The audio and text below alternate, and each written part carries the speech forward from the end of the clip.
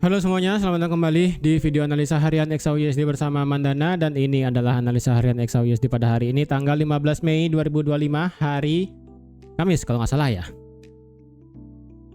Ya, hari Kamis, saya sampai lupa hari soalnya.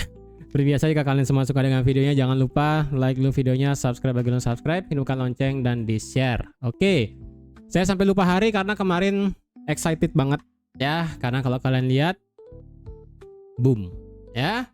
Saya prediksikan adalah kalau bisa kita close candle H1 di bawah 22 seperti ini. Ini kalian bisa lihat sendiri nih ya. Kemudian naik retrace sedikit nih, malah naiknya ngeretest pas di 22, langsung wih ke bawah sampai ke 67,8. Wow, pas ya. Benar-benar ini apa ya, pergerakan kemarin tuh benar-benar sesuai banget, bisa dikatakan 100% sih. Jadi kalau kemarin pada saat saya live itu kan saya ada ngide buat ngambil sell gitu kan di sini ya kan, di sini buat ngide sell. Terus habis itu kesabet kena SL di 42, naik sampai 44. Kemudian kemarin di sini kita bisa ngelihat sebagai head and shoulder juga kemarin kan pada saat saya live kemarin. Nih kalau ada yang mau ngambil sell bisa di sekitar sini kan ngambil sellnya, karena di sini nge-sell di bawah head and shoulder, stop lossnya cukup di atas neckline, itu hanya sebatas 60 pip. Dan kalau kalian tarik ini gainnya, kalau dari ada yang nge-hold sell dari 34 ya. Berapa pip nih? Gila sih kemarin nih. Kemarin maksimal sampai 594 pip. Wow, itu epic sih. Ya. Terus kalau ada yang juga ngambil sell kemarin, setelah kemarin juga saya katakan kita perlu H4 close di bawah ini ya. H4-nya sih benar-benar terjadi setelah ini ya, setelah apa namanya, setelah di luar dari bearish flag ternyata. Tapi kalau versi Oanda itu kemarin sudah breakout duluan ya, ini sudah breakout duluan. Tapi saya lebih prefer adalah kalau memang ini breakout dan di bawah 22 seperti H1 kemarin ya. Ini kalau ada yang nge-sell di angka 20 kemarin itu, kalian gainnya adalah dari breakout 20 ya, 22 langsung kalian instant sell. Kemarin maksimal profit 520 pip. Jadi nikmati profitnya sudah sebesar itu ya kan, ketika kalian sudah bersabar berhari-hari. Lihat ya, ini dari hari Senin misalnya nggak ada yang sempat nge-sell gitu kan, kalian sabar aja selama 2 hari sampai akhirnya kemarin malam ya, sesi New York langsung kalian instant sell langsung 520 pip. Jadi siapa di sini absen dulu yang ada ngambil posisi sell kemarin ya. Ini so far apa yang saya analisakan ini bergeraknya sesuai sih ya. Mungkin di sini analisa saya ini 100% benar sih, tapi enggak sih ya.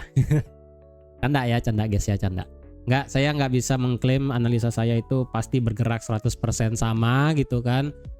Bakal pergerakan market menuruti apa yang saya analisakan, enggak sih ya, saya nggak bisa bilang begitu. Jadi ya sekalipun saya mengklaim diri saya analisanya 100% benar, pasti enggak ya, nggak mungkin sih, saya nggak bisa bilang seperti itu.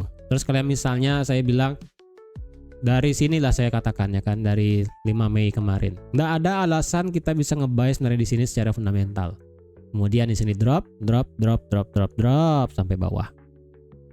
Jadi kalau misalnya kemarin ada yang nge-buy, saya turut berduka cita, itu aja sih. Ada sih di grup itu, beliau ada yang baru masuk di grup ya kan, ada yang nge-buy di 3.300-an lebih di atas ya, hampir mendekati 3.400. Cuman ya kalau ditanya ya, ini saya sekalian jawab yang di grup Discord. Apakah ada kemungkinan ini marketnya bisa balik lagi naik ke teritori 3.400 lah, let's say gitu kan, atau enggak 3.300 ke atas, atau enggak minimal nutup gap di sini. Sementara sih ya sekarang kan masih di bulan Mei, sekarang masih juga minggu kedua.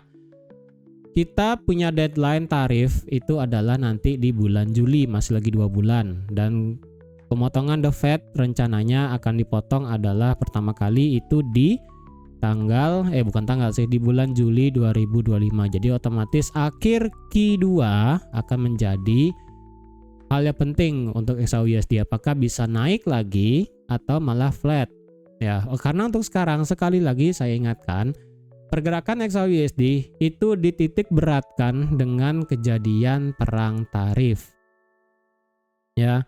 perang tarif. Jadi kalau misalnya deadline nanti di bulan Juli dan ditambah dengan pemotongan The Fed sebanyak 25 basis point, ya jika sesuai gitu kan, nanti di bulan Juli itu adalah benar-benar menjadi apa ya, mungkin 1 bulan menjelang Juli, mungkin dari Juni lah kita bisa mungkin melihat sedikit ada price in di market, entah itu XAUSD-nya dikerek naik atau di bom turun, ya kita nggak tahu lah ya. Kayaknya sih untuk market melakukan price in sepertinya nanti di bulan depan baru kita bisa melihat apakah desas-desus mengenai trade deals tentang reciprocal tarif dan desas-desus tentang The Fed akan sesuai potong suku bunga atau enggak, baru kita akan lihat di bulan depan nanti ya. Untuk sekarang sih ini menurut saya kalau balik lagi ke 3.400 untuk di bulan ini hanya terjadi jika ada yang namanya tarif baru ya, tiba-tiba Trump ngide ada suatu hal tentang tarif, jebret gitu ya, udah ini pasti terbang. Udah 3.300 itu sudah di tangan pasti, titik ya. Tapi kalau selama nggak ada ngide kayak begitu sih saya rasa enggak ya. Saya rasa enggak sih. Ya. Oke, untuk sekarang bagaimana? Nah, sekarang sebelum saya lanjut ya. Untuk hari ini secara berita kita akan melihat data tingkat PPI dan juga retail sales dan dibarengi dengan unemployment claim, dan malamnya nanti kita ada Fed Chair Powell speak ini tentang apa ini ya, opening remarks di Second Thomas Laubach Research Conference. Oke. Nanti kita lihat aja lah ya gimana. Secara The Fed sih pasti dia ditanya nanti masalah EA. EA lagi apa namanya? Gara-gara saya baca EA di sini ke distract sedikit. Pasti ditanya tentang tarif sih, tentang tarif. Kemudian dengan kejadian Cina gitu kan yang di-pause selama 90 hari, kayaknya beliau bakal ditanya sih. Apalagi dengan data inflasi kemarin itu kan naik sedikit ya, walaupun tidak sesuai ekspektasi, cuman itu kan naik dari data sebelumnya. Kayaknya nih beliau bakal ditanya sih. Apakah The Fed akan sesuai pemotongan suku bunga di bulan Juli atau enggak? Ya nggak tahu lah. Karena wartawan pasti ada aja yang nanya di sini nanti ya. Ketika ada beliau ada ngomong di suatu forum, suatu konferensi, pasti ada sedikit hal yang tidak sesuai dengan tema di konferensi tersebut. Pasti ada aja sedikit, pasti ada lah gitu kan. Namanya juga kejadian sekarang itu kalau nggak Powell ya Trump, kalau nggak Trump ya Besen, kalau nggak Besen ya Lutnick. Itu aja lah orang-orang di Amerika yang bisa menggerakkan market tiba-tiba gitu kan. Oke, nanti malam sih diperkirakan dari data retail sales ya. Untuk data retail salesnya di sini. Oke, data Aussie sementara ini naik ya. Bagus nih implementnya nih. Meledak langsung. Oke, tadi saya mau buka apa ya? Kok saya lupa. Ini. Untuk nanti kita ada mana dia ya? Kok dibilang ya? Ini. PPI month of month diperkirakan akan naik dari minus 0,4 ke 0,2, sedangkan retail sales month of month diperkirakan akan turun dari 1,5 ke minus 0,1. Ini merupakan retail sales di bulan April, karena kalau kita lihat di bulan Maret itu kan orang-orang membeli banyak karena ditakutkan akan terjadi tarif. Ya, kemudian April ketika dikenakan tarif, saya rasa orang-orang sudah mulai stop belanja. Kayaknya sih orang-orang yang belanja retail ya, karena ini data penjualan retail ya kan, orang-orang banyak belanja itu di bulan Maret karena takut di bulan April akan ada tarif yang diberlakukan, sehingga otomatis harga barang bisa seketika berubah di bulan April. Oleh karena itu di bulan April diperkirakan di sini karena semenjak tarif diberlakukan, penjualan retail otomatis orang-orang yang beli retail itu turunnya lumayan dari 1,5 ke ini bisa minus 0,1 sih. Ini lumayan perbedaannya jauh sekali ya. Kemudian retail sales ex autos di sini lumayan juga turun dari 0,6 ke 0,1. Intinya sih nanti malam retail sales diperkirakan turun karena akibat dari data tarif yang diberlakukan di bulan Maret. Di bulan April itu ya. Kemudian nanti malam kita juga ada New York Empire State Manufacturing Index dan Philadelphia, diperkirakan sih keduanya ini akan naik sedikit. Kemudian untuk initial jobless claim diperkirakan akan turun ke 220.000 atau enggak 225 gitu kan. Jadi untuk nanti malam kemungkinan di sini Hasilnya bisa mix ya. PPI diperkirakan naik, kemudian retail sales diperkirakan turun, kemudian jobless claim mingguan diperkirakan juga akan turun. Jadi ini hasilnya kemungkinan bisa lumayan mix sih ya. Tapi menurut saya sih yang perlu diperhatikan untuk sekilas pada saat news saya rasa bukan PPI sih, retail sales. Retail sales saya rasa itu bakal mempengaruhi ke dalam market secara instan. Tapi untuk jangka panjangnya sampai besok gitu misalnya saya rasa agak sedikit mix sih. Jujur ini rada sedikit mix. Itu aja ya. Oke, nanti malam seperti itu ya. Oke, sekarang untuk XAUUSD hari ini bagaimana? Nah, sekarang ini XAUUSD berada di level yang bisa saya katakan dilema. Kenapa saya katakan dilema? Kalian bisa lihat sendiri dari segi daily. Ini nah kita nggak perlu lihat indikator, nggak perlu lihat ngebaca market apa. Kalian lihat ini resistance become support, clear ya kan? Jelas ini adalah resistance become support. Kemudian ini adalah kalian sebutnya apa? Seperti double top, iya. Ya, ini marketnya tinggal naik, retest, kemudian bisa turun. Kemudian kalian lihatnya ini sebagai apa lagi? Ya, ini kan sebagai double top. Ini banyak banget kemungkinannya, makanya saya katakan dilema. Ini naik, ini turun, dia ngebuat lower high, kemudian dia ngebuat lower low dan berhenti di resistance become supportnya. Oke, clear ya kan? Jadi ada dua kategori yang mengatakan ini bullish, yaitu tadi seperti double top. Kemudian di sini dia ngebuat lower low. Yang bullishnya adalah dia sekarang nge-retest ini. Ya, nge-retest nge-retest RBS-nya dan nge-retest 61,8 di 3163. Ya ini sih belum kena banget ya, cuman ini anggaplah bisa kena gitu kan. Ini. Oke, kemudian di sini juga ada yang namanya fair value gap. Ini juga dites fair value gap-nya. Ada 3 bullish dan 3 bearish. Lagi satu bearish-nya adalah ini. Kalau semisalnya marketnya ini melihat kayak kemarin pola segitiga ya. Ini pola segitiga, salah. Nah ya, sebentar. Ingat ya, sekarang ini kalau bisa saya katakan 3 sama ini skornya nih. Ya. Nih. Ups, salah. Salah klik. Sorry. Nah. Kalian lihat nih pola segitiga, oke? Nggak kelihatan banget pola segitiganya. Nih saya gambar segitiga sekarang deh. Nih, sampai sini. Ya, kemudian di sini.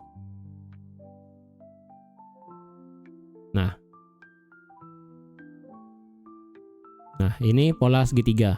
Yang dimana ini pola segitiganya adalah descending triangle. Jadi ada 3 kejadian ini bisa bearish dari segi daily dan ada 3 kejadian ini adalah bullish dari segi daily. Inilah yang saya katakan dilema untuk sekarang di XAUUSD ya. Jadi ini benar-benar marketnya kayaknya sekarang ya antara mau memilih pola double top, lower low, lower high, kemudian descending triangle sebagai bearish, atau Fibonacci 61,8, kemudian RBS daily dan juga fair value gap daily. Udah 3 itu ya. 3 itu karena skornya 3 sama, jujur di sini saya katakan sedikit dilema yang mana ini sekali lagi ya. Jujur saya nggak ada bisa sarankan kalian mau buy atau sell sih sebenarnya sekarang ya, jujur, karena ini cukup susah, cukup dilema, skornya 3 sama. Beda halnya dengan kemarin-kemarin ya kan, yang dimana saya lebih prefer kalau ini misalnya marketnya ngebuat lower high dan lower low, kita prefer buat nge-sell gitu kan. Kemudian ditambah dengan fundamental Cina dan Amerika, trade deals-nya di pause 60 hari, kita prefer buat nge-sell. Kemudian ya pokoknya saya lebih prefer dari kemarin-kemarin adalah nge-sell ya kan. Nah kalau sekarang jujur dilema. Nge-buy bisa, alasannya ada, masuk dari segi daily. Nge-sell pun bisa dari segi daily karena skornya 3 sama. Kalau kemarin saya lebih prefer nge-sell karena skor nge-sell itu masih lumayan gede, ibaratnya kayak perbandingannya 8/2 ya, 8/2 perbandingannya untuk bisa nge-sell. Nah sekarang ini perbandingannya 3 sama atau enggak 50-50 lah, 50-50. Jujur ini dilema. Jadi ya kalau hari ini kalian ingin trade sih saya rasa kalau kalian ingin untuk swing untuk sekarang ya, kalau sekarang ide buat nge-swing saya rasa kita perlu alat bantu indikator sih sepertinya ya. Sepertinya kita perlu alat bantu indikator untuk melihat apakah di sini sudah waktunya buat swing atau belum. Sementara sih dari segi daily kita belum bisa nge-swing ya. Karena sekali lagi RSI ini drop di bawah 50 akhirnya. Oke, drop di bawah 50 dan ini sekarang masih ketahan di 45, belum drop di bawah 40 lagi sekali. Tetapi dari segi stokastik dia sudah drop di bawah 40. Bahkan secara yang fast sudah masuk teritori oversold yaitu di 17. Kalau semisalnya yang slow, ini kan 24, masuk ke dalam zona oversold. Oke, itu bisa menandakan kita bisa lanjut turun lagi sih. Ya. Jadi untuk sekarang sih kalau dilihat dari candle doang tanpa indikator, ini skornya sama 50-50. Tetapi dari segi indikator ini masih menunjukkan ada tekanan bearish ke bawah ya. Sementara jadi kalau dikatakan ingin swing di sini, saya pribadi tidak pengen nge-swing untuk sekarang ya, jujur. Karena kalau kalian tahu biasanya kan saya nge-swing tuh lumayan tinggi ya kan, lumayan panjang juga. Untuk sekarang saya swing jujur tidak pengen. Ya, pertama dari segi fundamentalnya nggak masuk. Sementara dari trade deals ya kan, tidak begitu masuk. Kemudian ditambah juga dengan minat dari safe haven aset pada dilepas semua ya. Ada dilepas. Jadi di sini dan juga ditambah ini masih di minggu kedua di bulan Mei. Kita masih punya sisa waktu lagi 2 minggu lagi untuk penutupan bulan Mei. Ya. Ini sih. Dan kita masih punya waktu lagi 2 hari untuk penutupan weekly. Itu sih. Ya, untuk sekarang sih menurut saya sih ya lebih prefer kita trading minggu depan hari Senin.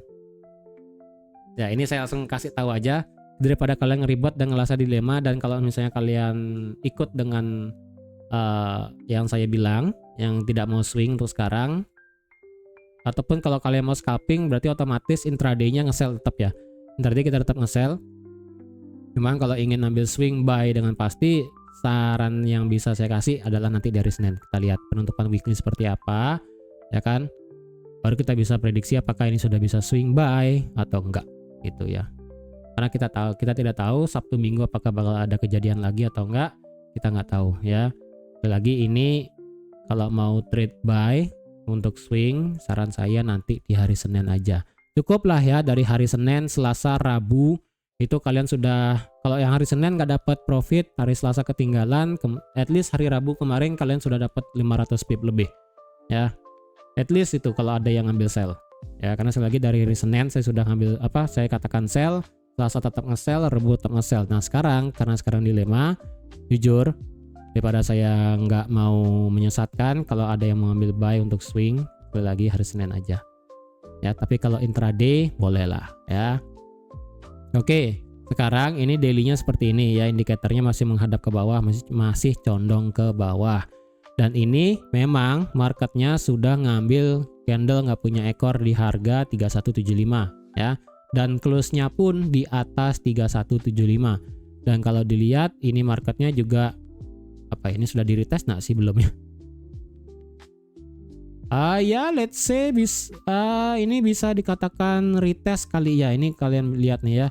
Ekor terendah itu ada di 3167. Ini RBS-nya ada di 3167,88. Cuma beda lagi 3 poin doang sih. Ya, cuma beda lagi 3 poin doang ini perbedaannya, tapi ya bisa saya katakan ini oke lah ya. Nah kemudian yang menjadi problem adalah hari ini kita candle nggak punya ekor ya.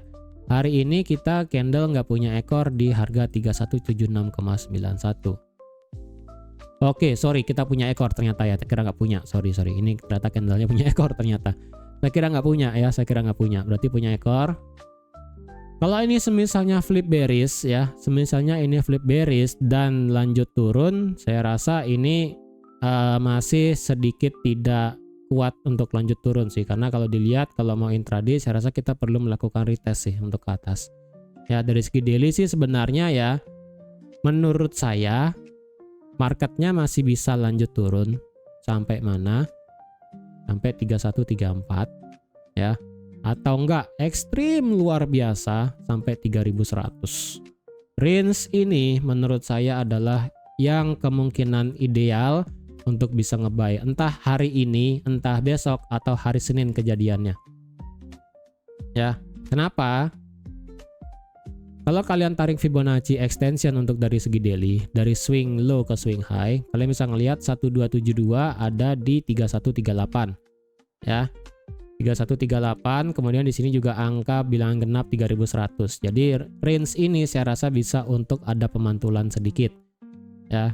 Tetapi untuk yang sebenarnya 1618 itu ada di 3057 di sini.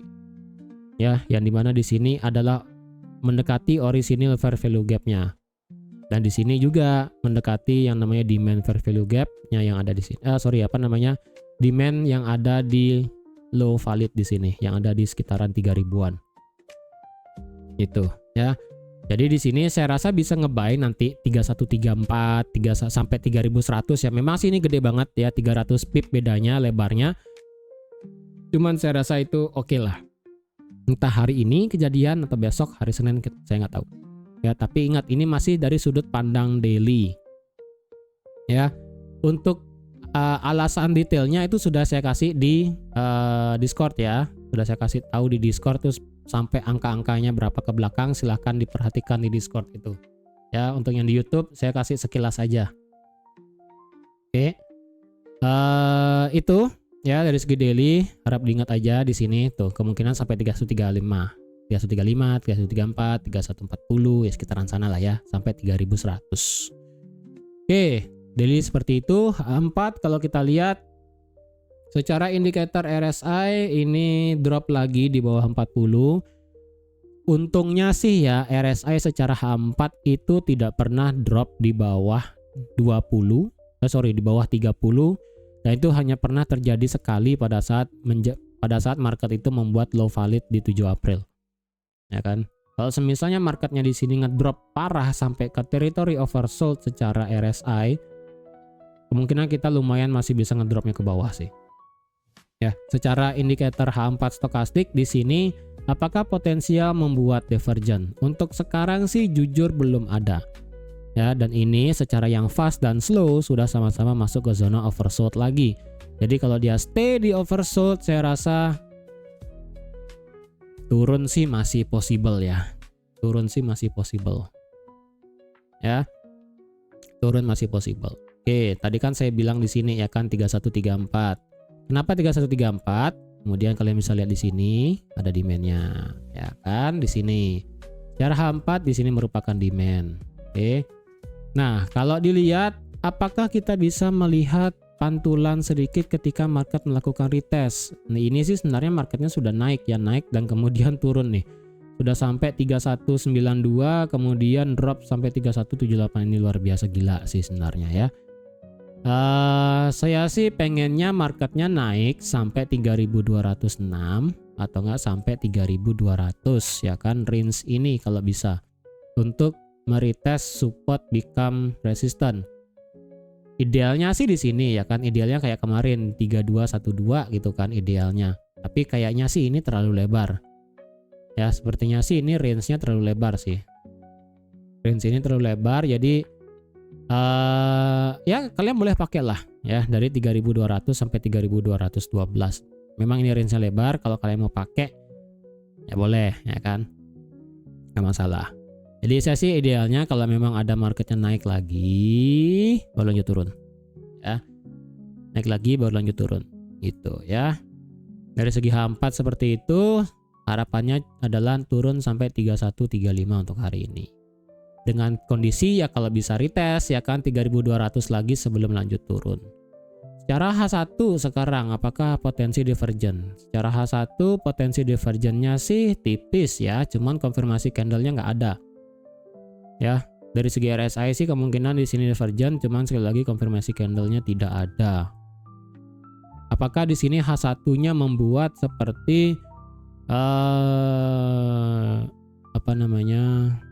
inverted head and shoulder? Kalau dilihat sih ya mirip aja sih ya. Ini sih masih jalan sebenarnya ya. Sekilas hampir membentuk inverted head and shoulder, cuman apakah ini valid? Bentukannya sih belum ya. Bentukannya sih ini belum. Kalau dari segi H1 sih, kalau ada yang mau nge-sell di bawah support ya. Kalau ada candle H1 tutup di bawah 3170, lagi H1. Bentar, ini kok kencang banget turun tiba-tiba. Ya. Kalau ada candle H1 tutup di bawah 3170, kemudian wah, ini lumayan sih. Bentar ya. Ini udah diambil low-nya, ini sudah diambil. Ini fair value gap kecil. Ini fair value gap-nya kecil sih, 3165 ya.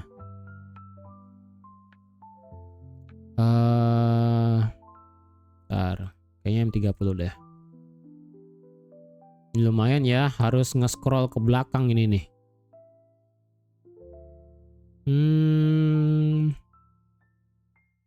Wah, ini sih rada gede sebenarnya ya. 3162. 3165. Oke, 3165. Ini apa? Kosong. Kemudian di bawah pantulan di sini sudah nggak berlaku. Ini yang berlaku 36. Ini sih 62, nggak terlalu ya. 15 coba ya. Ada nggak parkiran di sini sebenarnya yang bisa dipakai?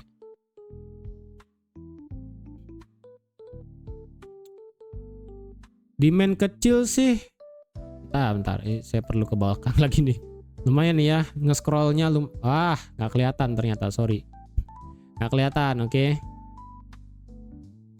Kalau versi nanti pakai MetaTrader kayaknya baru kelihatan ya. Ini saya pakai TradingView soalnya. Sementara ini dulu.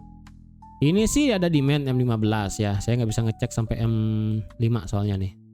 Saya belum beli TradingView premiumnya soalnya. Oke, jebret.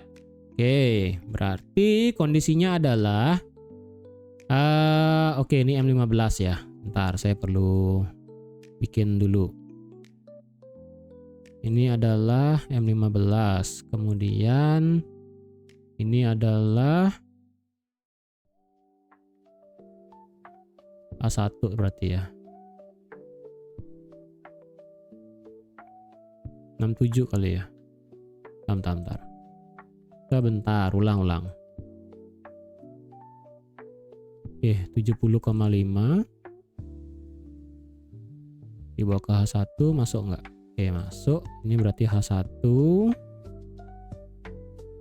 M15. Berarti kemungkinan skenario-nya sekarang begini ya. Ini wow. Oke, kita punya satu immediate resistance, berarti valid di sini. Valid. Kemudian M15, M5. Oke, sekarang adalah karena ini ada demand di M15 di 3158, mepet dengan ini H1 3170, 65 dan 58 ya. Sekarang saya nggak tahu sih nanti kalian nonton video ini marketnya berada di harga mana ya. Karena kalau yang bisa saya kasih tahu, ketika nanti marketnya drop di bawah 3158, saya sih nggak expect marketnya bakal bisa lanjut naik sih. Kemungkinan ya possible-nya adalah naik sampai 3135. Kalau dia semisalnya merespek 3150 ya. Kalau semisalnya dia ngerespek 3150 selaku angka bilangan bulat ya. Ini 3150. Ini hanya sebatas gini ya, 3150 ini hanya sebatas angka kelipatan ya, hanya sebatas angka kelipatan aja. Jadi kalau nanti ada harga break turun terus di bawah 3158, kemudian dia naik turun sampai 3150, close di bawah, retest sedikit, nanti kemungkinan marketnya bisa lanjut turun sampai mana? 34, kalau nggak sampai demandnya di sini 25 ya. Terus itu kalau misalnya adalah marketnya close di bawah. Kondisinya bagaimana? Yang saya perlukan adalah candle H1 tutup di bawah 3170 seperti ini dengan kondisi ekor bawahnya itu mengambil demand 3158. Berarti begini ya, ekornya begini. Tutupnya di bawah 3170 tetapi ekor bawahnya lumayan dalam untuk ngambil demand di sini. Nah, berarti dengan demikian nanti kalau misalnya candle open lagi dan close seperti ini, Nanti kalian bisa open sell nanti. Minimal H1 dan dibarengi dengan M30. Ya. Lebih bagusnya sih memang kalau candlenya itu nanti close langsung jebret seperti ini ya, gede banget di bawah 3158. Tapi kayaknya karena ini range-nya lumayan jauh ya kan, dari 70 ke 58. Menurut saya sih lebih possible marketnya kayak begini, tutup di bawah 70, kemudian dia ngambil demand di 58. Kemudian next candlenya ketika terjadi break seperti ini lagi, mungkin di M15 lebih cukup ya. Kurang lebih di M15 seperti ini, nanti kalian bisa nge-sell. Kayak begini ya kan, dia break, retest, nanti lanjut bisa turun lagi. Gitu. Untuk sekarang ini marketnya mental akibat dari zona demand-nya sendiri yang ada di M15. Ya. Dia mental dari zona demand-nya sendiri dari 3170. Turun mental. Nah, jadi biarin aja ya. Biarin aja. Jadi lebih prefer kita kalau mau nge-sell habiskan semua demand, breakout semua support kayak kemarin ya kan, habiskan demand, habiskan support, baru kita boleh nge-sell enak. Kalau mau nge-sell di atas bagaimana? Kalau mau nge-sell di atas ya sekali lagi di 3200 sampai 3212. Kalau mau nge-sell lagi di atas 3190, asalkan M15 minimal tidak close di atas 3191. Kalau ada M15 close-nya kayak begini nanti, ya, close-nya kayak begini, saran saya jangan di-sell. Better nge-sell nanti tunggu di atas aja. Antara retest 3201 selaku SBR, ya, support become resistant, atau sampai 3212 itu SBR-nya. Kalau dicari area yang bagus banget buat di-sell, kemungkinan lah dari range 3200 sampai 3205. Ya. Kemungkinannya sih di sana. Dan di sini juga M15 fair value gap juga, ya kan? Jadi ya oke lah kalau ada yang nanti nge-sell di sini. Saran sini ya kan, ini fair value gap M15. Kalau dicari di M1 ya cuma segini sebenarnya. Nah, cuma segini doang. Nah, kan dari 3200 sampai 3205 tuh, ya. Jadi seperti itu. Untuk sekarang apakah mau nge-sell di M1, M5? Jujur enggak juga, ya. Biarkan seperti ini. Biarkan dia break ke bawah. Tadi yang saya katakan, apakah ini H1 seperti membentuk pola inverted head and shoulder? Ya, kalau semisalnya H1 candle close kayak begini, ya, kalau candle H1 beberapa jam ke depan close seperti ini, kemungkinan ini membentuk inverted head and shoulder walaupun nggak rapi-rapi amat ya, karena di sini dia ngebuat low yang lebih rendah soalnya. Ini begini ya, jadi nggak masuk kalau dibilang ini sebagai head and shoulder. Kalau ini karena ini ada shouldernya ada dua ini soalnya, jadi nggak masuk aja. Walaupun sekilas bentukannya sih ya bentukannya mirip lah dari H1 ya kan. Nah kalau dari H1 kan kayak begini tadi itu, turun naik. Ya ini salah sih, ini ada lower high baru soalnya di sini. Turun naik, nah ini salah juga nih. Turun naik, nah ini nah kan ini sekilas mirip IHNS, cuman kalau di gambar itu nggak bagus, itu aja sih ya. Oke, jadi ingat kalau ada yang mau sell lagi, tunggu di bawah, tunggu break di bawah 70, tunggu dia ngambil demand di 58, mental naik, nanti baru ketika next candle-nya terjadi breakout lagi di bawah 58 atau nggak 60 ya kan, seperti ini candle-nya. Kalau mau nge-sell silakan. Kalau kalian mau instant sell di harga 70 ketika breakout secara H1, silahkan. Atau kalian mau skip seperti yang saya katakan di sini sampai hari Senin, boleh ya kan. Yang penting sekarang ini masalahnya dari segi daily ini skornya 3 sama. Saya ingatkan sekali lagi ya, skornya 3 sama, bullishnya oke, bearishnya oke. Skornya 3 sama. Kalau kalian ingin sell berarti kalian hanya cukup intraday dan scalping aja. Jangan sampai dibawa ke swing. Itu doang sih yang bisa saya sarankan ya.